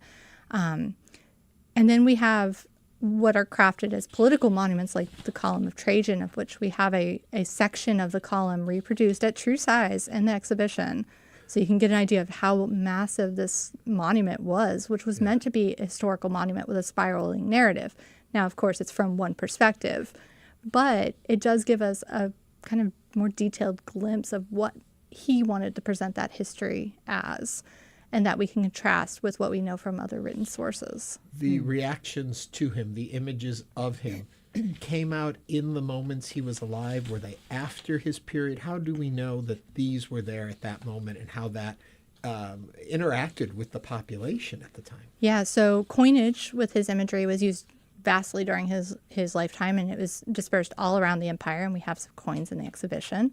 And the empire was its greatest extent during his reign. It's the biggest the Roman Empire ever gets, and it's stretching. We've got Spain, you're going all the way to Syria, you're going in Egypt. So his imagery was dispersed widely. For imperial portraiture and sculpture, there are statues that were erected during his lifetime, and then also ones that were done after his death and he had been deified and set up in imperial temples. And we have examples of both in the exhibition. Oh, wow. And that's the thing I was going to ask. In Ernie's intro, he mentioned there's 160 works of art. What's one of your favorite? Oh, pick a favorite child. I was going to say, I know, this is I really really love to difficult say for that when I me. say that. I know, but I was just saying, like, what's something really that you difficult. think people really should pause and take a moment to take in? I really love the life-size statue of Trajan from the site of Minturno. It's so detailed. It gives so much, like, little details about his armor, the movement of kind of his statue. He's standing in a dress. I feel like people should spend a lot of time looking at that details and what is being presented there, because he doesn't go into the classical nudity of the Greeks, and he presents himself as a soldier because that's what he primarily was. That's how he came to his role. How accurate are the interpretations? Were we art speaking? Were we at a point where it was realistic interpretation of a person? Was it glorified, deityfied, whatever the terminology is? Or were we giving true representation, we believe, of the individual at this point? There's definitely some degree of idealization that's happening in some of these portraits. That's the word I was looking for. There's definitely some degree of that, but it is a much more realistic presentation. And so there's a couple different portraits of Trajan that you can look at, and you can see the age lines and the stress that he's carrying in his face. And then you can compare that with, oh, this is after he's died and he's been deified, and it's purely idealized. And you can see that when you're standing in the gallery. Now, we did get a YouTube question. My British computer guy would like to know, has anything ever been broken? Going back to our original first part of the question. Oh, like during transit. Yes.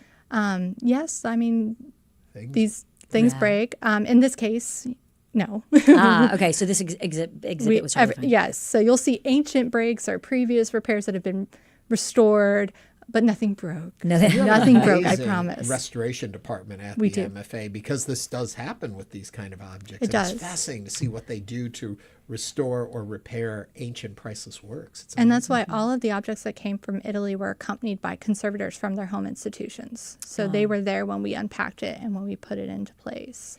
Right. So there's nobody's able to say, well, this little mark wasn't there. And is that common when museums are working together for that to be? Yes. Typically you'll have a courier for especially these large pieces or fragile pieces who will accompany it. There's a report made before it's put in its crate. There's a report made once it comes out of its crate.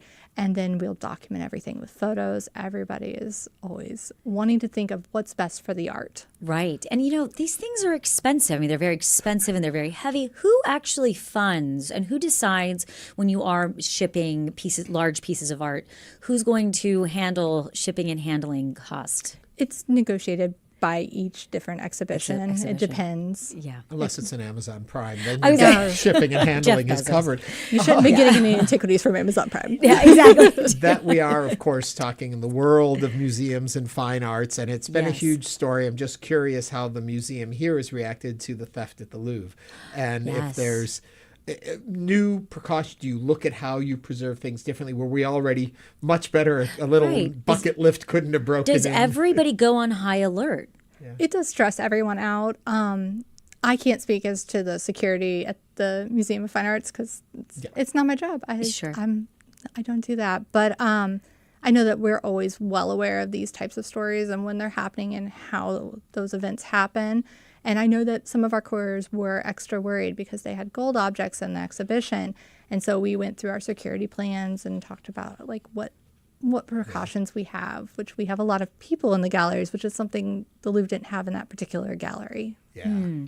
Take me back to the art of it for just a second. And I'm curious, this period of time in mankind and how we are representing ourselves. We see the example of how the Roman Empire is doing it across Europe in that period. Are we all matching the same kind of representation? Has Rome shown a unique ability to move forward in art expression? I don't know if it's a unique ability. I think it is perhaps a widespread cultural focus in those images where it was very much a way of them crafting their identity and saying, like, we want to reinforce identity through art, which now we don't necessarily have those same kind of large, ubiquitous. We get subgroups more than anything. Does the art work as ambassadors throughout the empire? Largely, yes. Yeah. Yes. Danielle, you are an assistant research curator, and when you're doing your research, my British computer guy would like to know, he says, fascinating, I love history. Trajan was 63 when he died. Was that a good age for an emperor who wasn't taken out? Was that a good lifespan? I mean, he still died relatively young, but given the lifespan at that time, he was older than most. For instance, his niece, her father died when she was 10. Okay. So, and that's pretty typical. Hadrian, who's Trajan's successor and also his first cousin once removed, was also orphaned at 10. So it is, and so then for both of them, their fathers died around 40. Right. So what happens to the empire at this point? You said, so then there is the successor comes in. Yeah. You're talking about this being the high point. Why does it start to decline at this point? After this point, I should say. Well, it's not necessarily it declines at this time. What happens is the boundaries that Trajan has expanded contract a little bit. So everybody hears about Hadrian's Wall. And it's because Hadrian withdrew a little bit in Britain and then created a wall to create this established boundary rather than trying to hold something that was more tenuous. And so we see a consolidation of their resources. So then talking about that, the reason I bring up the history to it is when we look at the art, how it tells the story and the fascination of that interconnection. And as historic events move the human race, the art changes too. It does. Everyone wants to make their mark. They want to show that it's they have something different. So by the time we get to Hadrian, we see that beards come into fashion. And we see that instead of in the sculpture, Trajan liked painted eyes, and Hadrian will have the pupils incised.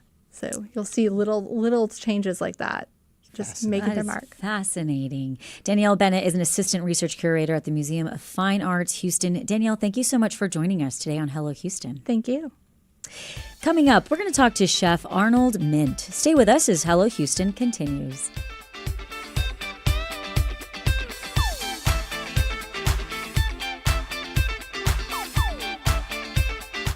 Hi, I'm Michael Schaefer. My partner Ellen and I have been proud supporters of public radio and TV for decades. We really would be lost without our daily fix of unbiased national and local news, cultural programming, and great entertainment. But with recent federal defunding, stations like Houston Public Media face real challenges. Now's the time to step up. Give now at houstonpublicmedia.org. Thank you.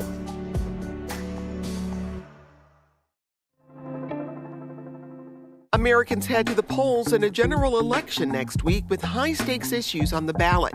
Thousands of cities will pick a mayor while multiple states weigh ballot measures that could change the way people vote, all amid a national push to redistrict from both sides of the aisle. The local election stories you need to watch next time on 1A. Tune in today at 2 on News 88.7. On Fresh Air, You'll hear conversations with entertaining people like Nancy Cartwright, the voice of Bart Simpson. I gave him one take, one sound, one voice, and that was it. Blah, blah, blah, blah, blah, blah, blah, blah, blah. And Matt, his eyebrows went up, his tongue came out of his mouth. He's like, oh my God, that's him, that's Bart, that's him. You got the part. The most interesting people in show business tell their stories on Fresh Air. Fresh Air, weekdays at 8 p.m. on News 88.7. Support for Houston Public Media comes from Live Nation, presenting crossover duo Black Violin, blending classical instruments with contemporary music styles in concert November 2nd at 713 Music Hall. Information at livenation.com. Support comes from Asia Society Texas, presenting its annual night market featuring food, art, shopping, and sumo wrestling demonstrations. November 7th from 6 to 10 p.m. More info at asiasocietytexas.org.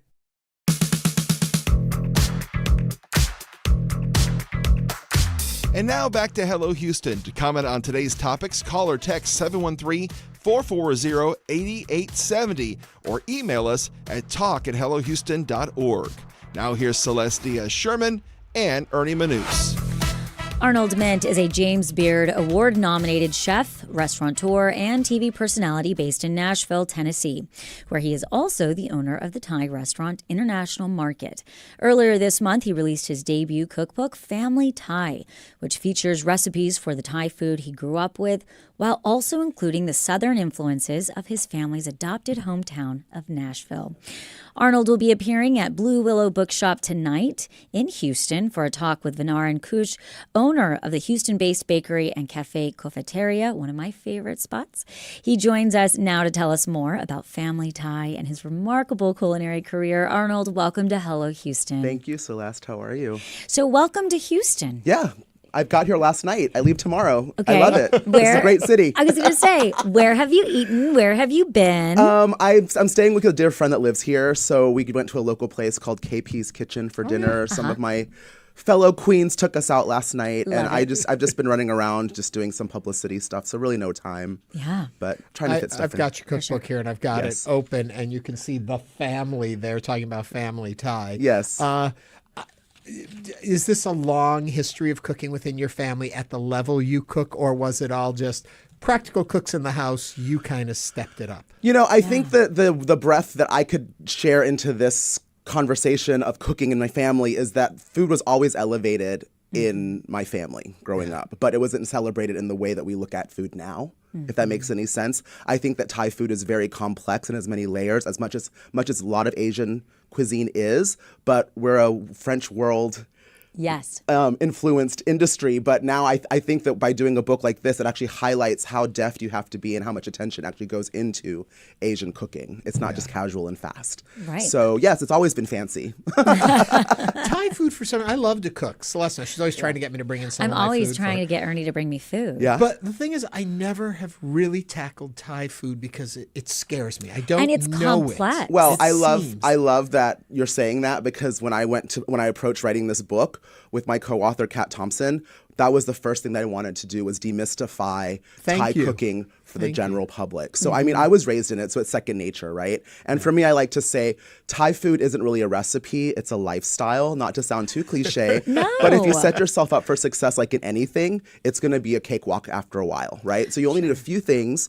At the very beginning of the book, it's all pantry items, your must-haves, things that don't perish, things that are preserved, so it has long shelf life. And it also, I stretch out these ingredients throughout the book. That's exactly what I was just going to say. Yeah. Is oftentimes I feel like whenever I am going to venture into something like Thai food, which I'm with Ernie, I don't. I feel like there's just some things that should you just... Things are about to change around here. But oftentimes you'll go and I'll go to Ranch 99 where it's the Asian food mart. You know, they have an amazing grocery store, and I'll buy certain ingredients and then they just sit in my pantry and I don't know where else I can use it. I feel like you just wrote the book. Because literally the first thing I say is you have soy sauce from your takeout in your drawer and you think that's what you need. Then you go to an Asian market and you see aisles and aisles and you're like, I'm leaving. I can't do this. But what I've done really is dissected that for you. Yeah. I took it started off with an Instagram post of trying to share my Thai pantry with people, and the reception that I got from the people that follow me, I was like, this could be a book. This could be a thing. That is you know? amazing. Yeah. Well, it's interesting too. You, as Celeste was saying, you get a recipe and you need 1 teaspoon of something. Right. So you have to buy the whole bottle and then it just sits there. So I appreciate a book that says, you can return to this ingredient here. Oh, and yeah, here most and here. definitely. I think people also tend to have a bad habit of clumping together Asian cuisine. Oh, most definitely. And so they may know how to do some Chinese things, some Japanese thing, but Thai seems to escape that. Sure. How different are the different regions when you come to Asian cooking? How much share similarities? I run into this with Greek and Mediterranean cooking. Sure. You know, there are...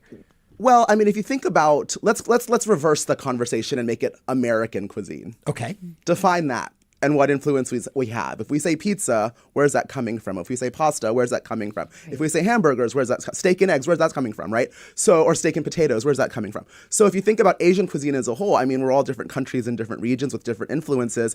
And even within Thailand, Thai food itself is regionally specific based on circumstance, weather, climate, accessibility. So what I've done actually in this book is I'm going to confuse you a little bit more here, right? Okay, I'm a Thai chef that was raised in Nashville, Tennessee.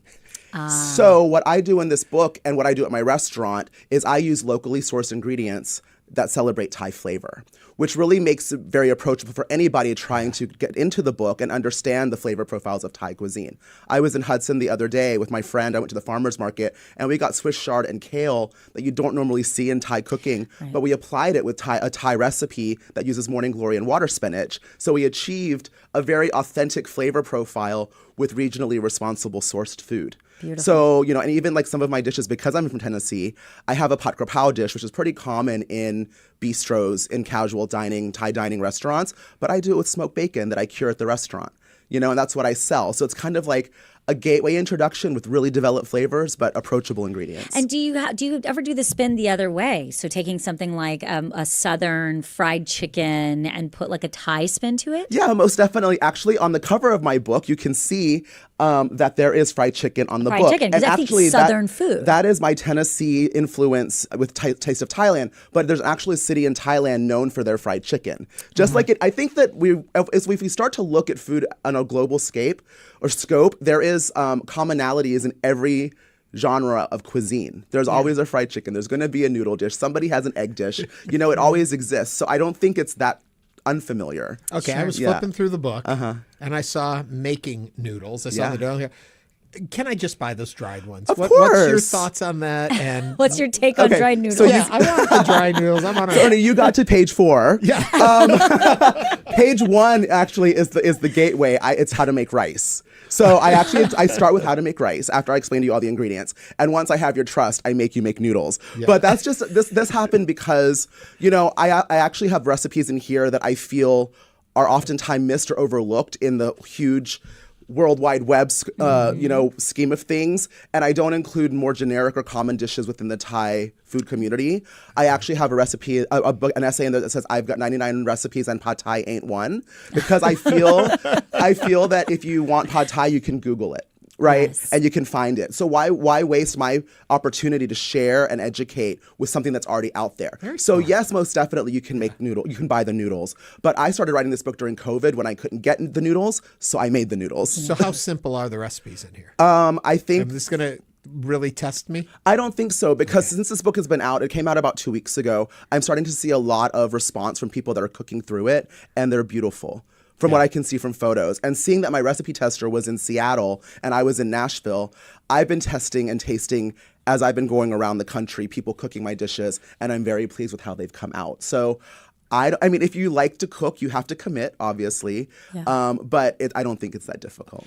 Arnold, you talked about missed or overlooked recipes. Yeah. And you obviously talked, pad Thai is obviously very known. Mm-hmm. What are some of those recipes that you felt were missed or overlooked that you wanted people to try? And do you feel like that in any way, shape, there was some type of parallel to your own life being from where, Thailand or your family's history and being in the South? Yeah. A lot of these recipes are timestamps to my personal memory to Thai flavors, right? So I grew up in a restaurant that just turned 50 years old this year. Congratulations. My family started in the 70s. Some of my aunties are still cooking and gatekeeping the original recipes. So a lot of the stuff that I eat are things that they would bring in for lunch for themselves that are not common in Americanized or Western food retail or restaurants. Right. So I have things in there that really celebrate those flavors that influenced my funky palate. But there's also things that my mom did because it was a very new type of food back in the 70s. She did a really good job introducing flavors and things that were very familiar to a Southern market. Like she has braised cabbage that was very, very famous, or it still is at the restaurant, that she just put red curry paste into. So it's a spicy braised Southern red cabbage.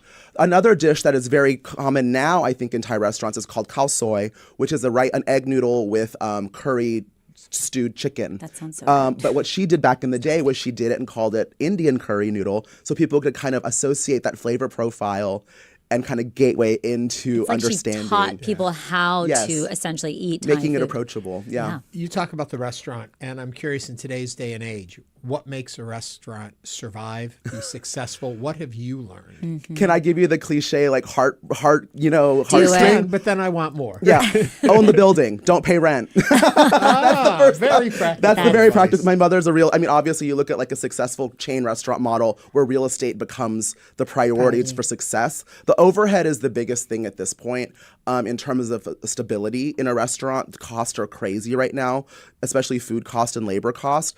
Also, but then on my side of things, I have a very loyal staff. My mother obviously was very influential in molding Nashville in terms of how they saw food in the Thai and Asian community, or broader than that. Yeah. And we've been able to maintain that loyalty from our customers as well as our employees. Like I said, some of my aunties have been there since before I was born, and my youngest staff member, or I should say team member, is about 10 years now. So we work as a family. We respect each other's, childish ways and adulting. We've all had children. So when I left to have my child 2 years ago in San Diego through a surrogate, they knew I was leaving. So we kind of geared up for that season for me to not be present. And everybody just kind of took their vacations when they could, so I could be gone for a while to have her. Same with my other chef who had a child as well. I just took over for him when that happened. We're just a big family. And I think that's a big thing in a world right now where kind of people are a little bit lost. Just curating that sense of loyalty and trust is really important. And community, yeah. Quickly, and I know it's hard to do this when you're on radio, but if people have been, like I'm sure Celeste and I have gotten now all excited about that flavoring, what's something we can fix at home, maybe even tonight, that you can tell us a recipe to start a little gateway here? Yeah. So, there's a few ingredients that I think you can get at any grocery store. I would say fish sauce is a nice introduction. It's very much, if you think it's weird, you've had a Caesar salad, you've had a Bloody Mary, Worcestershire sauce, or an anchovy paste. It's very similar. This is just the liquid version. I say make yourself an omelet. You do a scrambled hard omelet. You put some little chopped up shrimp, some scallions, maybe a little bit of cilantro, white pepper, or as I say, white pepper, if you follow me, and a dash of fish sauce. And you just take a nonstick pan and make basically an open-faced omelet or frittata. And you've been to Thailand. This is what Thai people eat. So if it's a nonstick pan, do you butter it? Oil, olive oil? What do you recommend? I would say you would do a little bit of oil. We're not a very dairy heavy country, so I would use a little bit of oil just to kind of get it going. And the cool thing about eggs in Thailand, it's not like the French. The char and the brown and the crackle is a good thing. There's texture, so you really can't mess it up, right? For people who think Thai food is spicy. Yes. Is it spicy? I'm personally spicy, well, but I know that already. The Thai food has definitely a reputation of being spicy. Right. But not at my restaurant, personally, I don't do spice levels for guests. I have it. My dishes are very intentional in how I'm meant to cook them. Interesting. And it covers the entire gamut. The spicy is the accommodation the Thais make through their grace to the consumer. Definitely, there are dishes that are meant to be spicy, but there's also a lot of dishes that are not. And I cover a lot of that in there. Ironically, I do have a soup in there called gang jud, and that translates to bland soup. But it's full. It's basically like an alvandagas or a sauce, a pork sausage meatball soup in a nice clear broth. That sounds delicious because I love lemongrass. Yeah. And I love, there's a couple of Thai soups that I just love. The citrus and the bright. Yes, the citrus and the bright. It's delicious. So a Thai food is a full gamut of spice levels. Well, thank you. This has been Thank you. Arnold Myint is a James Beard Award nominated chef, owner of the Restaurant International Market, and the author of the new cookbook, Family Thai. Arnold, it's been lovely. Thank you for joining us today on Hello Houston. Thank you so much. Family Thai is available now wherever you can find books. And, well, That brings us to the end of our show. We'll do it again. Arnold, do you want to stay by and be here with us again tomorrow? I can't. We want to thank you for watching, listening, chatting, engaging with us today on Hello Houston. We will be back tomorrow with more conversations. I hope you can enjoy this beautiful day. This is News 88.7. Thanks for listening to Hello Houston. Join us every Monday through Friday from 11 a.m. to 1 p.m. to talk all things Houston. The Hello Houston production team includes Garrett Bowman, William Menjivar, Jen Altide, Todd Holslander, and Jim Kovacic. For the latest in local news, subscribe to the Hello Houston daily newsletter at houstonpublicmedia.org. Hello Houston is a production of Houston Public Media. The opinions expressed by the guests of this program are solely their own and do not represent the views of management, staff, or underwriters of Houston Public Media. This is News 88.7.